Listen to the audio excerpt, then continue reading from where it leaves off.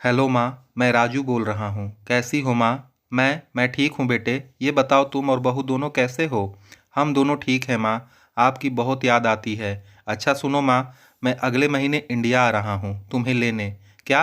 हाँ माँ, अब हम साथ साथ ही रहेंगे। नीतू कह रही थी माँ जी को अमेरिका ले आओ, वहाँ अकेली बहुत परेशान हो रही होंगी।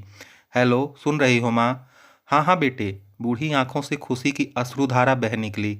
बेटे और बहू का प्यार नस नस में दौड़ने लगा। जीवन के 70 साल गुजार चुकी सावित्री ने जल्दी से अपने पल्लू से आंसू पोंछे और बेटे से बात करने लगी। पूरे 2 साल बाद बेटा घर आ रहा था। बूढ़ी सावित्री ने मोहल्ले भर में दौड़ दौड़ कर ये खबर सबको सुना दी। सभी खुश थे कि चलो बुढ़ापा चैन से बेटे और बहू के साथ गुजर जाएगा।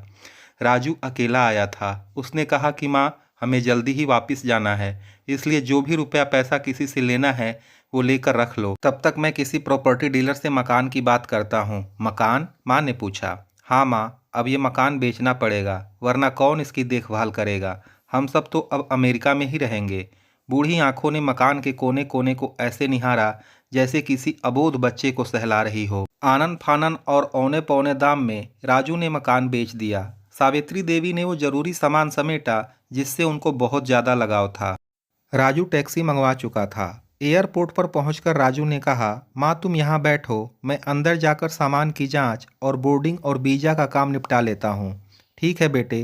सावित्री देवी वहीं पास की बेंच पर बैठ गईं। काफ़ी समय बीत चुका था। बाहर बैठी सावित्री देवी बार बार उस दरवाजे की तरफ देख रही थी जिससे राजू गया था, लेकिन अभी तक बाहर नहीं आया। शायद अंदर बहुत भीड़ होगी, सोचकर बूढ़ी आंखें फिर से टकटकी लगाए देखने लगती हैं। अंधेरा हो चुका था। एयरपोर्ट के बाहर गहमागहमी कम हो चुकी थी। माँ जी किससे मिलना है? एक कर्मचारी ने वृद्धा से पूछा। मेरा बेटा अंदर गया था टिकट लेने, वो मुझे अमेरिका लेकर जा रहा है, सावित्री देवी ने घबरा कर कहा। लेकिन अंदर तो कोई पैसेंजर नहीं है, अमेरिका जाने वाली फ्लाइट तो दोपहर में ही चली गई। क्या नाम था आपके बेटे का? कर्मचारी ने सवाल किया। राजू। सावित्री के चेहरे पर चिंता की लकीरें उभर आईं। कर्मचारी अंदर गया और कुछ देर बाद बाहर आकर बोला, माँ जी आपका बेटा राजू तो अमेरिका जाने वाली फ्लाइट से कब का जा चुका है। क्या? वृद्धा की आंखों में आंसुओं का सैलाब फूट पड़ा। बूढ़ी माँ का रोम रोम कांप उठा। किसी तरह वापस घर पहुंची जो अब बिक चुका था। रात में घर के बाहर चबूतरे पर ही सो गईं।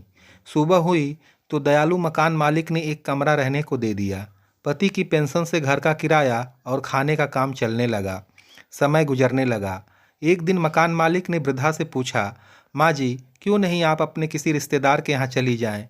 अब आपकी उम्र भी बहुत हो गई है, अकेली कब तक रह पाएंगी? हाँ चली तो जाऊं, लेकिन कल को मेरा बेटा आया तो यहाँ फिर कौन उसका ख्याल रखेगा?